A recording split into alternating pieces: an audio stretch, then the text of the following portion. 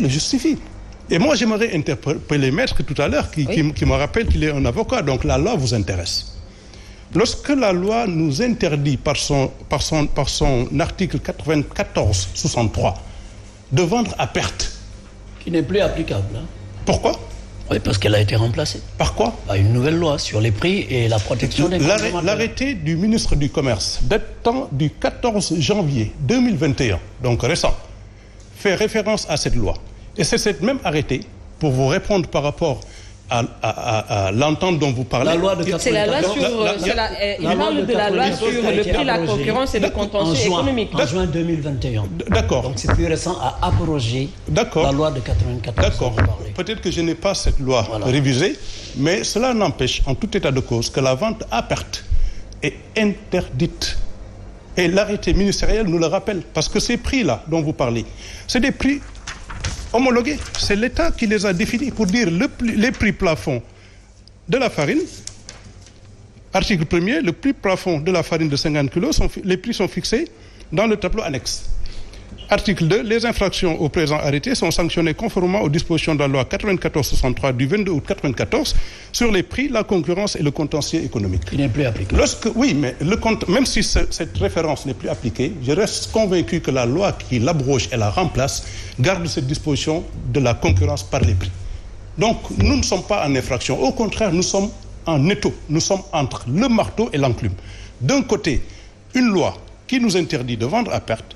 De l'autre côté, un arrêté qui nous interdit de dépasser un plafond. Alors, vous avez fait une sortie au mois de septembre dernier, je le disais tantôt, pour alerter sur les difficultés du secteur.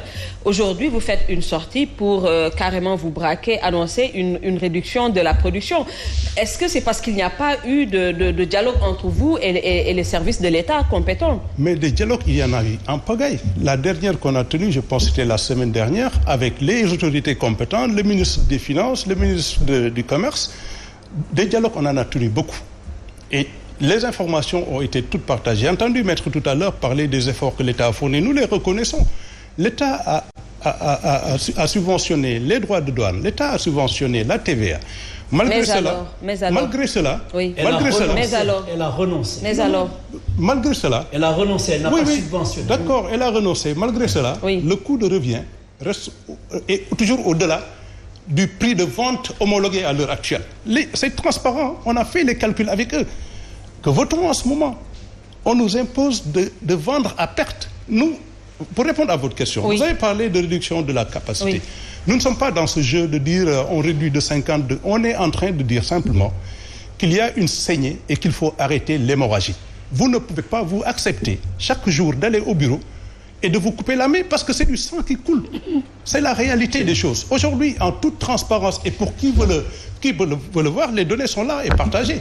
Ces données que je vous avance, l'autorité, elle les a. Donc, tout est transparent dans ce jeu-là. Très bien. Merci. Voilà. Alors, M. Gueye, je vous posais une question tantôt. À quoi devrait-on s'attendre avec cette décision des meuniers? Mais c'est très simple. Une baisse de la production de pain ou carrément une absence totale de production de pain? Je dis bien aujourd'hui, ce qui se passe, c'est quoi? Hier, demain, après-demain, il y aura effectivement des boulangers qui n'auront pas de farine parce que c'est ce qu'ils achètent tous les jours. Et qu'il n'y aura pas de pain? Évidemment, dans des zones où il n'y aura pas de pain, effectivement. Si les meuniers continuent aussi, il y aura les gros boulangers aussi ne vont plus travailler. Si ça continue encore, ce qui va se passer quoi? Les boulangers vont produire en petite quantité et le vendre dans les boutiques, donc il n'y aura pas de distribution. Donc la conséquence, effectivement, c'est effectivement il y aura un problème sérieux. L'approvisionnement. C'est pourquoi ils n'ont pas le droit de faire ce qu'ils veulent. C'est pourquoi nous maintenons que malheureusement on n'a pas bien coaché cette affaire de farine qui devait être réglée depuis le mois de mars. On n'a pas bien coaché la boulangerie. Là où on en a un dossier, parce qu'il y a le décret qui a changé par rapport à la distribution, je vous informe, ce n'est pas vous, il y a un agent de consommateur qui a dit au ministre que on ne va pas appliquer la réglementation parce que les agents de consommateurs refusent qu'on l'applique parce qu'ils ne veulent pas que le pain doit être continu, être vendu au niveau des boulangeries, des boutiques, Donc, quelle que soit même la qualité, quelle que soit la sécurité alimentaire des consommateurs, quelle que soit l'hygiène, c'est pas leur problème. C'est ce qu'ils ont plaidé pour qu'on puisse accepter que cette loi de décret 2277 que le président de la République a signé le 31 décembre 2019, qu'on refuse de l'appliquer. Aujourd'hui, je vous explique, beaucoup de boulangeries sont en train d'être... On ouvre des boulangeries. Or, la loi l'interdit comme ça. On avait des comités techniques de suivi de la boulangerie. Ce n'est pas appliqué. Il y a des gros porteurs, comme on dit dans la boulangerie, qui viennent devant une boulangerie ouvrir sans autorisation. La distance réglementaire qui n'est pas respectée. Qui n'est pas respectée. Non, parce qu'il a un poids, parce que nous avons vu aussi des personnes très proches du président de la République ouvrent une boulangerie. Et à 200 mètres d'une boulangerie, on lui ferme, non, on refuse. Oui, mais vous croyez que ce que nous avait promis, nous, par rapport à ne pas réclamer la vérité des prix, qu'on puisse accepter maintenant, avec qu'on retourne cette pagaille, et continuer d'accepter le prix du pain à 150 francs. C'est impossible. C'est pourquoi nous avons dit que nous, quel que soit Alpha, il faut comprendre le sens de ce que j'ai dit. Mais il faut assainir, on est d'accord. Hein? Non, quel que soit, c'est pourquoi il faut comprendre le sens. On allait venir à ce point, à l'assainissement. Terminez, M. Gueye. On a vraiment toujours dit, si la réglementation était bien appliquée, on n'aurait pas de problème. Malheureusement, une réglementation où il y a un seul ministère qui s'y implique, ça pose problème. Oui, le ministre de l'Intérieur, le ministre des Forces armées, le ministre de la Formation, tout ça, ça pose problème. C'est pourquoi nous avons dit, c'est pourquoi le sens de notre requête, on a dit, même si les meuniers ne demandent pas, acceptent de renoncer, parce que aussi, ils sont 7 baigneurs, ils peuvent avoir de la pression, ce qu'ils sont en train de faire là. Et renoncer. Ils vont renoncer avec la pression. Même si eux, avec la pression, ils acceptent de renoncer, de continuer à vendre à 7 800, nous allons réclamer le prix du pain, ou bien qu'on accepte de dire aux Sénégalais, vous pouvez acheter le pain là où vous le voulez, et la qualité que le consommateur dise que je peux faire mon choix. Je veux acheter un pain de 200 francs, je veux acheter un pain de 100 francs, je peux acheter un pain de 150 francs. Il faut que l'État l'accepte. On ne dise pas que non, vous pouvez vendre le pain à 200 francs, mais ici, c'est quoi ça?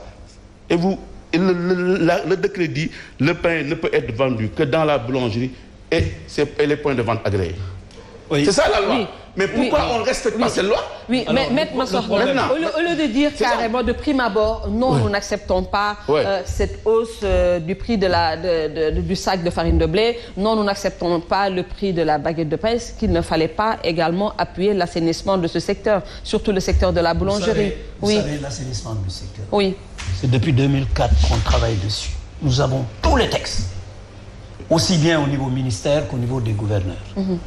Mais c'est inapplicable pour la simple raison que les boulangers... Parlez dans le micro, s'il vous plaît. Les boulangers ne remplissent pas les conditions qu'on leur demande. C'est quoi? C'est-à-dire, attendez. Parce que quand on dit que le pain ne peut être vendu que dans la boulangerie ou dans les kiosques, et si eux ne mettent pas suffisamment de kiosques, les Sénégalais ne peuvent pas avoir du pain. Si on devait avoir un kiosque à moins de 100 mètres de chez soi et qu'il n'y ait pas les kiosques, s'il y a des boutiques qui vendent du pain, vous êtes obligé d'aller à la boutique. Vous avez des enfants qui... Oui, monsieur Gueye, il y a des cités où il n'y a vraiment pas de... Non, attendez. Quand on a commencé le problème des kiosques, les kiosques étaient réglementés.